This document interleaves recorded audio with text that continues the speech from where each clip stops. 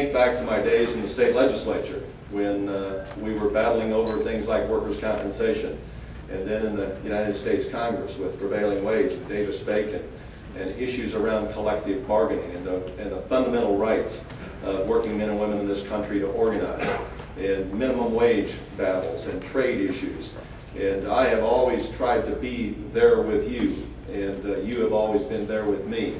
And for that, I am very, very grateful. I have never been involved in a political campaign in my life that I did not enjoy the great support of the working men and women in organized labor in the state of Kansas. And for that, I say thank you very, very much.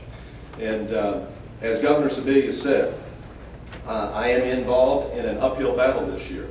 But you know something? I like uphill battles. And I am the David in this battle. And you know something? I've read that story of David and Goliath. And David only had 5 stones in that little bag of stones that he had as he took on Goliath with his slingshot. And all those Philistines were lined up on the hill, and David just had 5 stones. You know what? He only needed 1. I'm going to tell you all something. With your help, you are the 5 stones in my bag this year, okay? And I am absolutely confident that we can march together and we can make history in Kansas this year by electing the first Democrat to the United States Senate since 1932.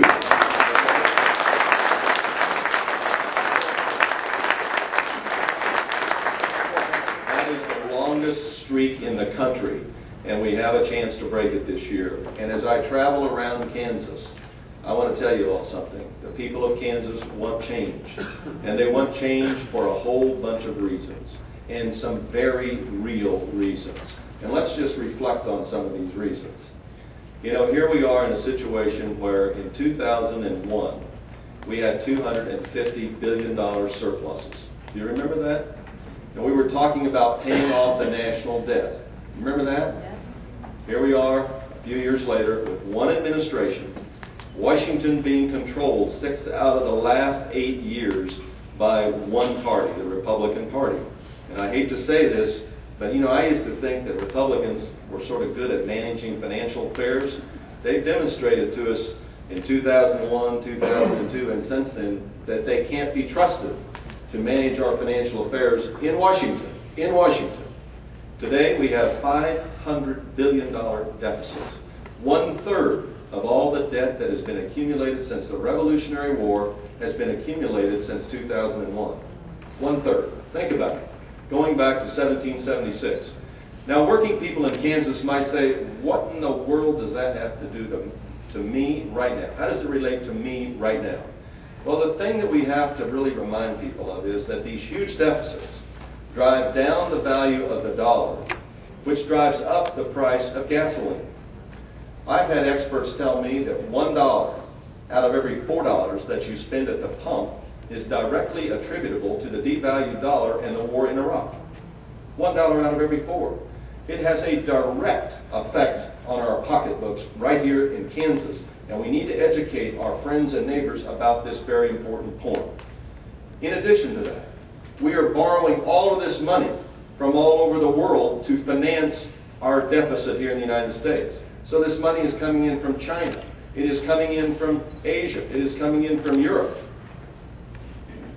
And we have to pay these people, these governments that buy our securities, buy our debt, finance our debt. We have to pay them back all of this money that we're borrowing, plus interest. So today, the biggest item in the entire federal budget, right after defense, is payment on our interest that we have to pay. We sit down to talk to the Chinese, and we say we're going to get tough with the Chinese because their currency is so undervalued. Gives them a tremendous advantage in the international marketplace. And the Chinese say, oh, you're going to get tough with us now. But don't you need for us to show up next Thursday for your T-bill auction to take some of your debt so that you can continue to run up your credit card there in the United States? We don't have the power to deal with the Chinese on some of these matters because they are our banker. And that's why we have to stop this, so that we can strengthen our position in dealing with our foreign competitors on some of these trade issues. That's why we have to balance our budget and live within our means. The other thing that I am I'm passionate about a bunch of things, but another issue that we have to deal with is this incredible dependence on foreign oil. Today, we are importing $700 billion worth of oil. 70% of all of our oil is imported. 70% of the oil that comes into this country goes into our vehicles. 40% of all of the money that we spend on imported oil, guess where it goes? It goes to the Middle East and African countries that don't like us, that do not like us. And what happens with billions of dollars of our petrodollars? It goes to Saudi Arabia. And what happens when it goes to Saudi Arabia? Billions of it end up flowing into the Wahhabi mosque all over the world of Islam. The radical Wahhabi mosque. And it flows into the madrasa schools all over the world of Islam. And what do they do in those mosques and schools? They are teaching young people all over the world to hate Jews, to hate Christians, and to hate Americans.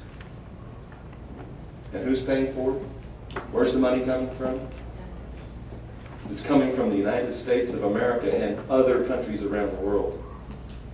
You know, in World War II days, had we been funding the Nazis indirectly, what would we have called that? What would we have called that? So, my friends, when you hear me talk about the need for us to fundamentally change and change quickly our dependence on foreign oil, that's what I am talking about. This is a great country. We have great people in this country, and we're capable of great achievements.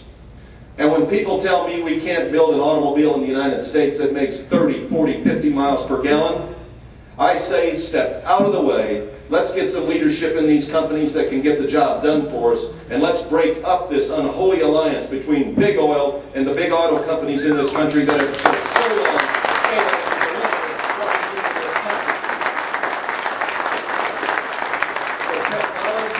The technology is there right now for hybrid electric vehicles. It should be out on the street. We should be able to buy these vehicles in America. We shouldn't have to depend upon the Chinese and the Japanese to bring that technology into our country. There is something wrong and it needs to be changed, and it needs to be changed very quickly.